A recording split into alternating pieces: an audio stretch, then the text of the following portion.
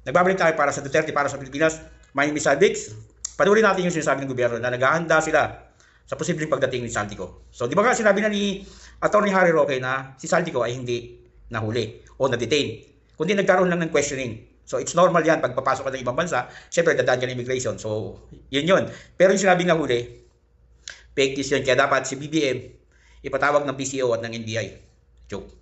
Inihayag ng PNP na nakastandby sila sa pagdating dito sa bansa ni resigned Congressman na si Zaldico. May hawak kayang proof of life ni Ko ang pambansang pulisya. Si Almar Forzuelo sa report. Nitong mga nakaraang araw, inanunsyo ni Pangulong Ferdinand Marcos Jr. na nahuli na ng mga otoridad ang resigned Congressman na si Zaldico. Sa kanyang social media page, sinabi ni Marcos na kasalukuyang nakadetene si Ko matapos umano itong tumawid papuntang Czech Republic na walang kaukulang dokumento. Ngunit ang naturang post ng Pangulo ay umani ng batikos mula sa ilang netizens.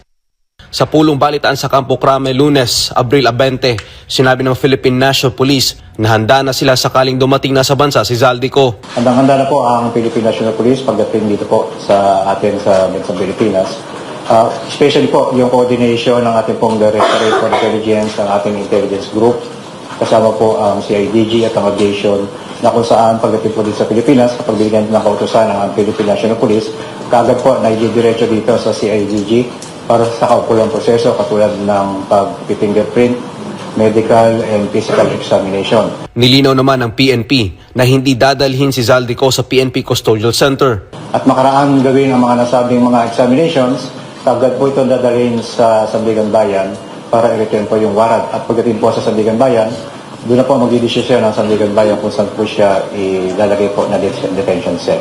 Sa ngayon po, ang custodial center po ay hindi na po paglalagyan ng anumang mga mahuhuli ng Philippine National Police sapagkat ito na po ay isang condemn. Pero nang tanungin kung bakit walang maipakitang letrato ang mga otoridad sa kabila ng anunsyo ng Pangulo na nahuli na si Zaldico, ito ang naging sagot ng PNP.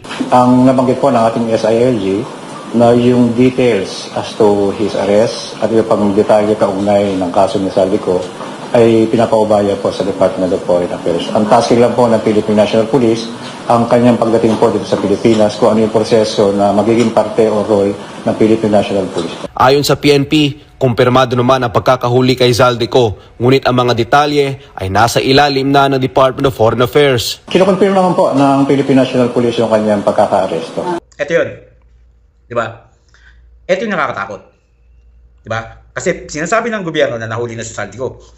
Pero sila Harry Roque at Maharlika, na alam naman natin na palagi nasa Europe at si Harry Roque nasa Austria, nasa Europe mismo. So, kung may access man, mas madaling access man sa dalawa, siyempre sila Maharlika at si Harry Roque yun, di ba? So, kasi kung talagang kung may talagang nahuli si Zaldico, meron na yun silang patunay, meron na yun silang proof, meron silang video, meron di ba? O bakit hindi mismo ma-confirm ng DFA sa Czech, di ba? Bakit hindi ma-confirm ng embahada ng Pilipinas sa Czech Republic, di ba?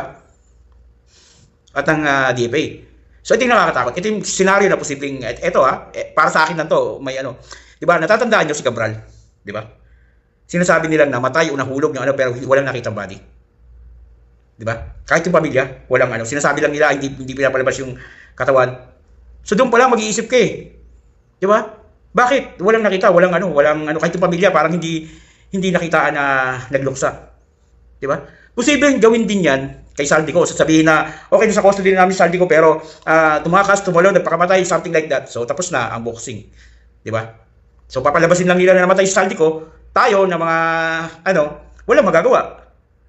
Diba? Kasi sila pa rin nakaupo eh. So yun yung posibleng senaryo na pwede nilang gawin kasi nangyari na yung kay Cabral at posibleng gawin uli nila. Kaya pinipilit nilang sinasabi na si Zaldico ay nahuli na pero wala namang patunay. Unang-una, kung talagang nahuli, diba? Confirm 100% pero kung proof na pinakita. Diba? So pinatunayan ng DFA at patunayan dapat ng embahada kung saan nahuli si pero wala, ni isa wala. So yun yung isa sa mga pumapasok sa isip ko na baka maging Cabral style to, na bigla na lang nawala at sinabing namatay tapos unboxing, di ba? Yun yung sinasabi ko, di ba? Hindi posible yan kasi it happened kay Cabral, di ba? Nakita ba natin yung katawan ni Cabral? Nakita ba natin na binurol si Cabral? Kahit yung pamilya, walang nilabas na kahit na ano. Di ba? So, doon pa lang, questionable na yun. Pero siyempre tayo, wala tayong magagawa kasi sila nakaupo eh. Control nila lahat. Supreme Court na lang ang ano, at ngayon, ginagawa na naman nila ng issue ang isang justice ng ano. Kasi gusto nilang i-contaminate na lahat. Control na nila lahat. So, tayong mga ordinaryong mamayan, wala nang matatakbuhan. Wala nang pwedeng pagsumbungan kasi contaminated na ng gobyerno. Na dapat, ang mga agency na yan, ay neutral dapat yan. Kahit na appointee sila ng presidente, pero dapat neutral yan. Ang pinaglilingkuran yan, ang taong bayan, hindi ang nakaupo. Pero ano nangyari ngayon, when i-weaponize pa nila yung mga institusyon, yung mga agency na yan, laban sa mga kanilang mga kritiko. So yun yung masama. Kaya tayo, pag sinabi nilang namatay yung saldi ko, kahit sabihin natin hindi tayo naniniwala, wala tayong choice. Kaya ang magagawa na lang talaga natin to para mapakulong silang lahat, no? Lalo-lalo na yung sangkot sa flood control, kailangan talaga natin ipanalo. May panalo si BP Sara. So, alam natin kayang-kayang may panalo yan. Ang problema natin, meron pa tayo isang problema sa COMELEC. So, yun talaga ang ano sa atin, yung pinakamalaking ano sa atin na kailangan talagang may panalo natin. Para kung gusto natin magbayad sila sa pinagagawa nila sa bansa natin, posible. Dahil walang ibang kandidato na pwedeng magpakulong sa kanila kundi si BP Sara lang.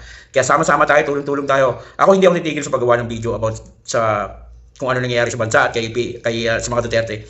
Kasi ito na rin yung chance na tingin ko na posibleng makapagpabago ng bansa natin na kapag naupo ang mga Duterte. Yun na lang talaga. Wala na tayong ibang choice. Kaya kung gusto natin silang makulong, ipanalo natin si BP Sara. Ipanalo natin si BP Sara sa 2028. So, di ba? Maraming salamat. Duterte para sa Pilipinas.